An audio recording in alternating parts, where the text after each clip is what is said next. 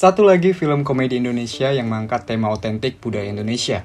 Mengangkat tema budaya Jawa, Sekawan Limo hadir sebagai sajian komedi bercampur horor yang menjadi karya teranyar dari seorang Bayu Skak. Bayu Skak sendiri seperti yang kita sudah tahu merupakan orang yang ada di balik franchise Yo West Band, dan dalam karya-karyanya selalu berusaha mengangkat tema budaya Jawa yang kental. Begitupun dengan film ini, di mana tema yang dihadirkan masih sama, namun kali ini mencoba mengekspor genre baru, yaitu horor bercampur komedi.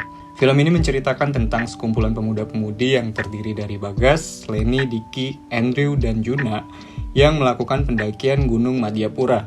Nah, awal mula mereka ini pada dasarnya tidak saling mengenal satu sama lain, hingga tidak sengaja nantinya mereka bertemu dan melakukan pendakian bersama atas beragam motivasi.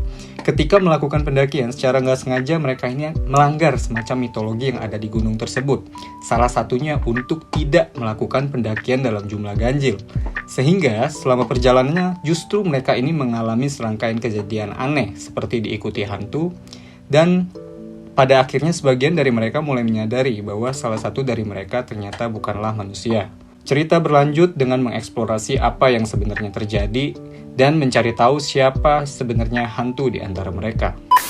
Akhirnya ada lagi film komedi yang sepanjang nonton bisa bikin gua ngakak pol dan pecah satu studio. Salah satu film komedi Indonesia yang menurut gua komedi-komedinya lucu dan disajikan dengan cerita yang fresh, yaitu mengangkat cerita pemuda-pemudi yang melakukan pendakian gunung.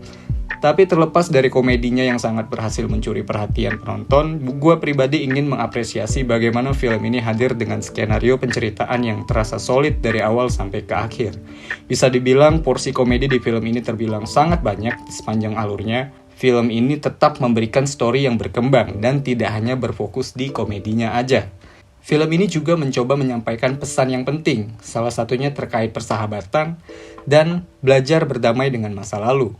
Melalui kekuatan dari segi naskah dan dialog yang dihadirkan, tentunya film ini dapat dengan mudah menyampaikannya dan tanpa terasa menggurui.